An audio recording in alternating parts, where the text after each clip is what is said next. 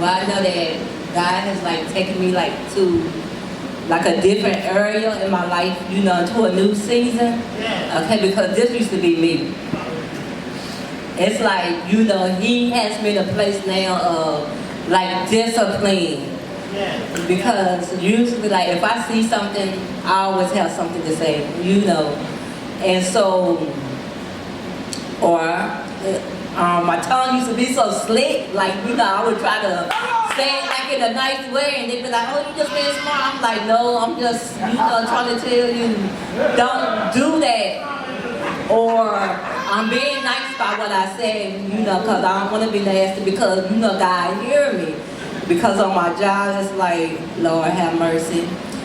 But, you know, one of my prayers was like, Lord, I don't want to miss you, do a change in me, because there are people on my job that love me, and they know that I'm saved, you know. I get the hugs, and you know everything, and I'm like, God, I want people to see you on my job and these two little children that work with me.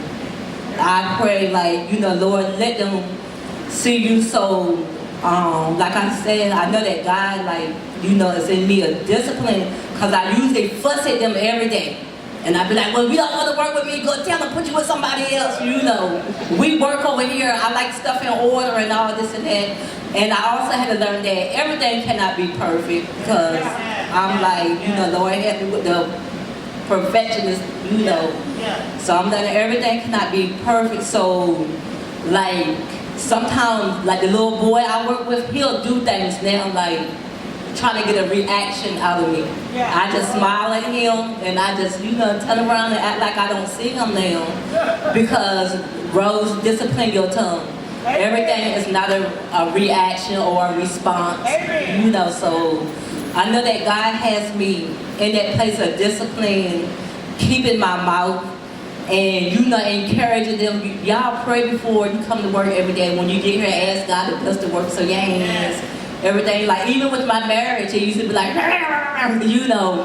So I'm like, God, you know, discipline my mouth also with my marriage. But every now and then I might be like, Tony, you know, they never know that, yeah, you know, this still irritate me, you know. But I thank God, like, for the change, because I know that I have to grow, I have to mature in the things of God, because I know that I have a purpose to fulfill, and the calling on my life, and I want my children to see God in me. My children, I know my grandchildren, because every time they come to the house, they act saved.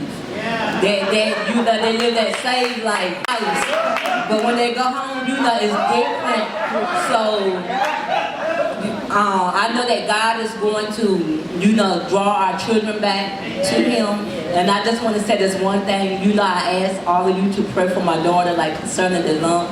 So she hasn't went to the doctor yet next week, but I just want you all to know that that lump is going down. So you all continue to keep her in prayer. Thank you, Lord. Oh, okay. I'm just going to get on this right here. I appreciate the young man. I don't really think what he said earlier. When you go to the bathroom, and pray for those that are out of line. Only thing I say what I'm growing at more is seeing more out of the lenses of God and not my flesh. Because even though we in this world and not other world, we would see a lot of people still participating in sin. And if we don't watch ourselves, we'll begin to watch them and judge them and speak negative toward them. Like the young man says, go in the bathroom and pray. Come on now. But, you know, take that, instead of seeing the faults in them, see the good in them.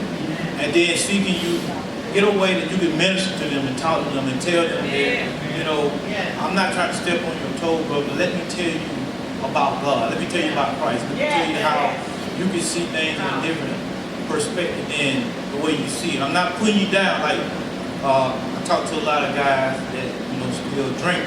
Other people look at it different.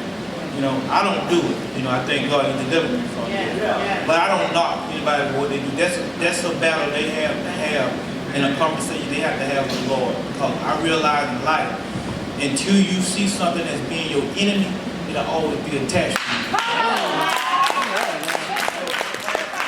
But what I have to do, you know, so I start looking out the lens of God instead of looking down on people.